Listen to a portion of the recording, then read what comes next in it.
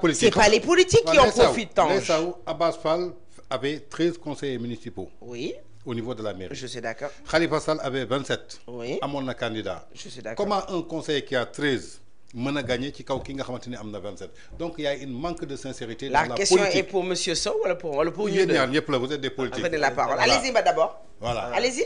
Parce qu'il y a une manque de sincérité. Honneur aux hommes. Voilà. Non, il y a une manque de sincérité. man dinaa la tontu foofu. xam nga dama ciy rappeler d'abord loo xam ne dafa am solo par principe les institutions demeurent mais les hommes passent. Ouais. Ça c'est vrai. Il est bon en tout cas parfois qu'on rappelle aux hommes contemporains à ceux qui font de la politique que li ngeen di xëccu bis boo leen ci yoree c'est pour un temps mooy li nga wax tout à l'heure par rapport à la sagesse du président Abdou Diouf et sa dame tey képp kuy def politique rawatina ñi toog tey dans l'exécutif dañoo war a xool image bi xamaat encore une fois par rapport à ces choses là dont on est en train de parler qui sont en train de se dérouler dans ce pays bis dina ñëw ma rappelé ko ils seront mis effectivement au devant de leurs responsabilités bis dina ñëw ñu fàttali leen lii lépp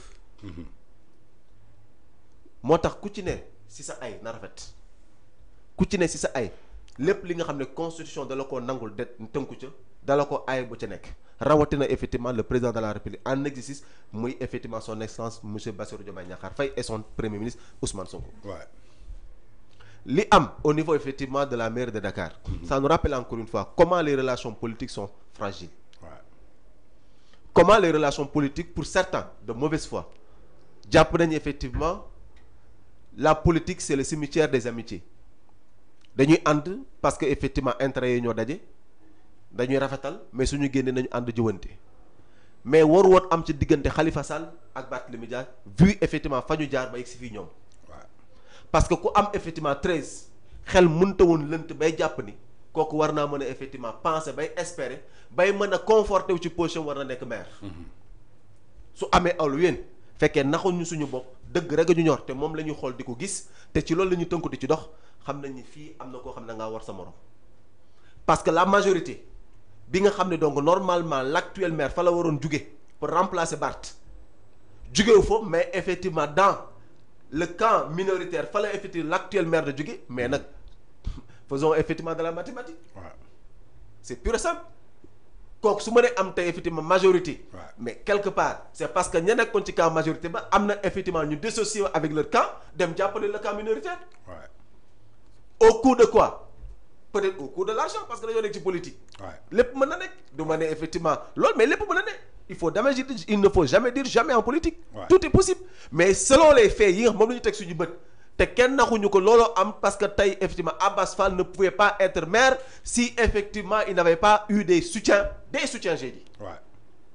Du camp majoritaire bi nga xam ni ña fa nekk pour ñu ñu dégg mu leer. Barthélémy la ak effectivement dama njabootu Khalifa Sall. Kan moo bàyyi kan loolu seen biir la ñoom ñoo koy waxtaane. Mais ce qui est sûr loolu mooy les faits loolu nag ñun ñi def politique dañ koy ñaawlu. waaw.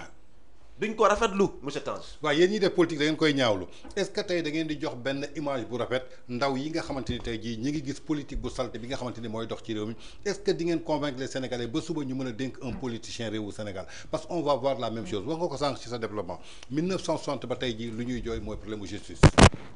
parce que tey décision bi nga xamante ni Cour suprême génnee na ko ñu bëree jàpp nañ ci influence parce que su ñu demee ba président de la République félicité benn maire boo xamante ni tey jii mënoon na xaar ba décision bi génn alors que moom moo ko waroon révoqué ci histoire du Sénégal jëmale ko ci code des collectivités territoriales gisuñu benn yoon fu préfet di révoquer un maire seul le président de la République pouvait le faire est-ce que tey du yéen politique yi yéen a saltel image yu politique naka ngeen di def pour mën ko raxas ba ñu mën a distinguer kan mooy le vrai kan mooy le faux. Ça me rappelle les propos de Barack Obama lorsqu'il est venu au Kenya je pense il avait dit une phrase assez similaire mu am lu am solo mu ne l'Afrique n'a pas un problème d'institution. Ouais. On a des problèmes d'hommes. Mais on a des problèmes d'hommes. Ouais.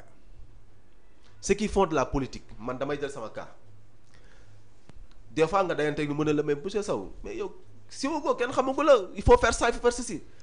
ma réponse immédiate et spontanée la ma wax dafa méngoog effectivement sa tontu bii di ñëw réew mi képp koo xam da ngaa bëgg a siw defal sa TikTok live Facebook live wala nga def Instagram live fraction de seconde àdduna wëngal képp ñëpp xam la mais ci xamel boobu ci discours ba ngay tenir lan nga cay wax est-ce que la ngay wax war naa mën a effectivement doyu nit ñi war leen mën a gindi vers la bonne direction wala la ngay wax sa nafsu bakkan doom rek moo la neex ak sa effectivement poche wala effectivement la ngay wax c'est pour tromper le peuple man néew ma ci dynamique boobu lu nekk ak fa mu jotee moo tax ma jàpp ni quand on parle des hommes c'est par rapport effectivement à eux c'est eux qui incarnent la politique ñoom la ñu war a waxal tout dépend des hommes ndax waykat ba Youssou Ndour daane nit mën na jox sa effectivement lu ñàkk njëriñ mais de par sa personne nga valoriser ko donc ñi def politique tey image bi ñuy joxe image bi ñuy refléter su taxee effectivement suñu yaay yi nekk seen biir kër naan suñuy doom yi suñuy sët suñuy rakk suñuy jarbaat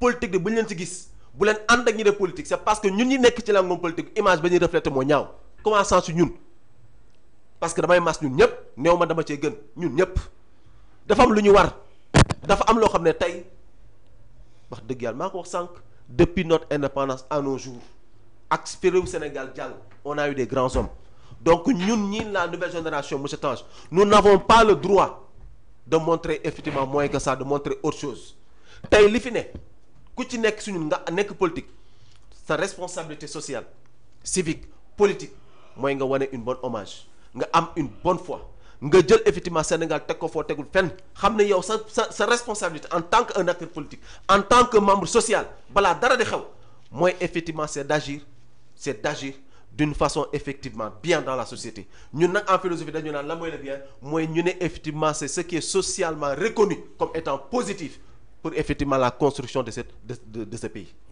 lépp loo xam ne lu war a mën a jëriñ askan bi la ñun ñi def politique kenn war ñu see jiitu suñu kàddu suñu tànk suñuy xalaat suñu biir kër suñuy mbokk ci penc bi li ñu war donc rawatina suñu digganteeg ñun ñi di jëflante en politique mooy na rafet. D'accord. Mais ni mu ñaawee ni entre diggante Barthélémy Dias ak waa coalition taxawu Ndakaaru nekkul image bu rafet te encore une fois képp kuy nekk acteur politique nga xam ci xamuloo ci mais li nga gis da nga koy ñaawlu effectivement au dernier souffle xam ne du lii la ñuy xaar ci acteur politique donc ñun effectivement en Afrique particulièrement au Sénégal fekkee nii la ñuy taxaw di ko yëngal ci politique dama koy ñaawlu xam ne lii Sénégal moo ci ñàkk te waru ñun parce que Sénégal jiwuñu lii Sénégal xaalisuñu li ñuy Sénégal di xaare mooy ñu am tànk ak taxawaay boo xam ne kat fu ñuy gis ci biir réew mi ak suñu njaboot ci àdduna si mooy ñu ne kii kat vraiment en tout cas c'est un digne fils du Sénégal parce que ñun ñooy surtout effectivement Albouri Lat Dior ñun ñooy surtout effectivement Samori Touré ñun ñooy surtout effectivement Lat Dior effectivement ba ca deqale jërëjëf. D'accord leer na Ndeye Sow tey jàpp naa ni li nga wax sànq nee nga Cour suprême droit la wax